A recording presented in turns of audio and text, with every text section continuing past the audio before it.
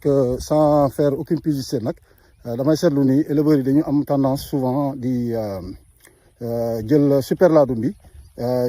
di si yokk du maïs loolu nag baaxul parce que loolu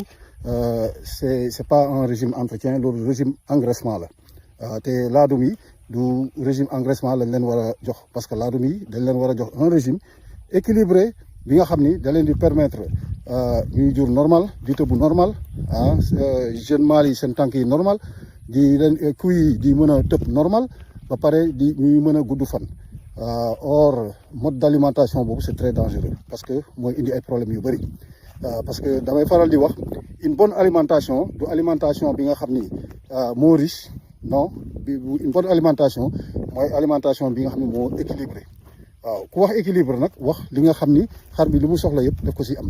mooy lan parce que tey jii nutritionniste bi defar aliment bu équilibré bi day ñëw xool laadum bi lan la soxla pour croissance am lan la soxla pour produire meew lan la soxla pour am wér-gu-yaram parce que aussi xar bi s'il est bien nourri da koy aar si feebar yu bëri donc du am ay carence quoi donc nutritionniste bi su xoolee yooyu yëpp daf koy dajale si benn formulation pour produire aliment bu équilibré boobu donc yow nga am aliment bu équilibré boobu bi nga xam ni lan la protéine en général day dem ay 10-15%. lan la énergie en général day dem 35-40%. lu si des ñu motali ko ak lu ñuy wax ay oligo-éléments donc pour les calcium les phosphores ak yooyu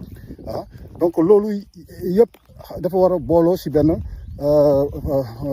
aliment bi donc suñ ko boolee si benn aliment loolu mooy aliment bu équilibré bi léegi nag aliment bu mel ni super laadum bi nga xam ni dafa boole loolu yëpp nga war ko jox xar bi nu mu mel noonu nga bañ si rax dara parce que dafa équilibré di xar bi soxla yëpp mu ngi si biir léegi boobu soo jëlee leneen nga rax si loo si rax yàq nga ko donc les éleveurs qu'est-ce qu'ils font dañuy jël super laadum bi nga xam ni am na la quantité maximale de maïs parce que maïs bi moom mooy joxe énergie parce que suñu waxee énergie lu koy jox mooy pepp loolu lépp luy pepp muy dugub di maïs di blé ak yooyu suñu waxee protéine lan moo koy jox mooy tout ce qui est oléagineux lépp lu ñuy jógee si li ñuy defaree diw lu mel ni ay rakal gerte lu mel ni par exemple rakalu tourteau graine de coton lu mel ni sax ba si ñebbe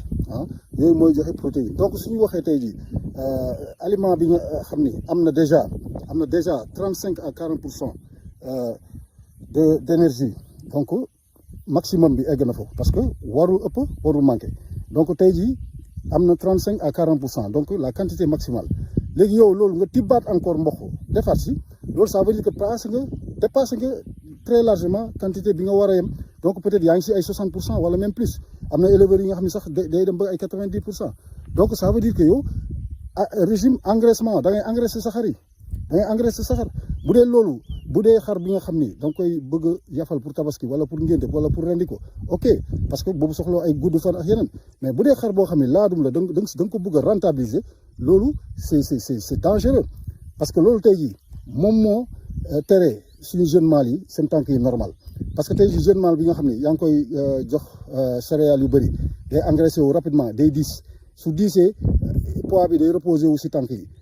te day reposé wu si tànk yi pendant ce temps yow kase nga formulation bi ba nga xam ni calcium yi mu waroon jëfandikoo du ko am parce que yàq nga formulation bi kase nga ko ba nga xam ni tey jii vitamine B bi nga xam ni day fixer calcium bi si yax bi tamit doo ko am parce que kase nga formulation bi léegi fu mu ne nii li mu waroon am yëpp pour am équilibre am du ko am ba pare lenn rek nga koy def mooy engraisser te loolu baaxul si yax yi parce que yax yi dëgëratul loolu tax tey jeunes yu mâles yu bëri dañu am ay problème tànk loolu tax aussi femelles yu bëri di tëbu di répéter parce que femelle bi am na fu muy toll stade bu muy toll engraissement pour mu am chaleur day jafe su amee chaleur tamit pour mu jàpp day jafe su jàppee tamit femelle surtout femelle adulte yi su jàppee tamit loolu mooy indi toxémie de gestation bi parce que femelles yi dañuy teel a engraisser maintenant moment bi ñu war a dem ba nag ba ëmb ba diis ba war a yokk seen lekk boobaa engraissement bi day tax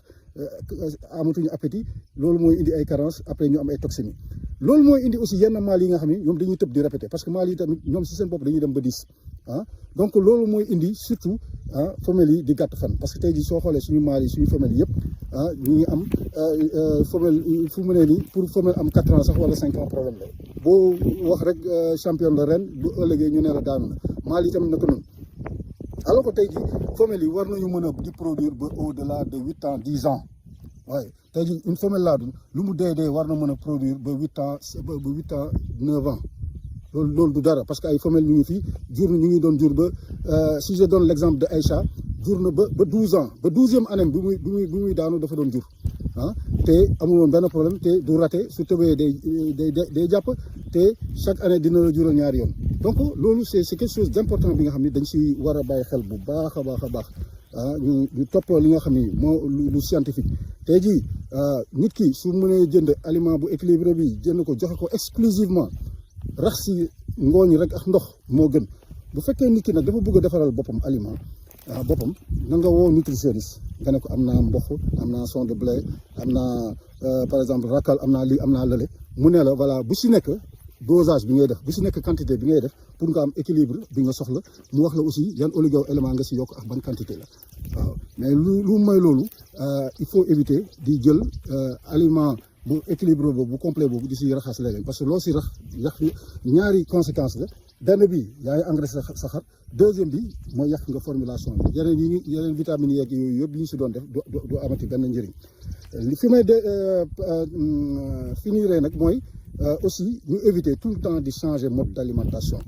tey jii da ngay gis éleveurs yi am na ñoo xam ne ñetti weer yu ne wala juróom-benn weer yi ñu changer mode d' alimentation tey nga joxe marque bi gannaaw suba nga joxe beneen marque bi gannaaw ëllëg nga tooyal après nga ñëwaat joxewaat lu sec donc day changer daal da ngay toog période bi nga xam ni sa alimentation bi peut-être protéine mooy gën a bëri nga toogaat beneen période bi nga xam ni céréales mooy gën a bëri donc changement yi baaxul parce que jur comme nit la rek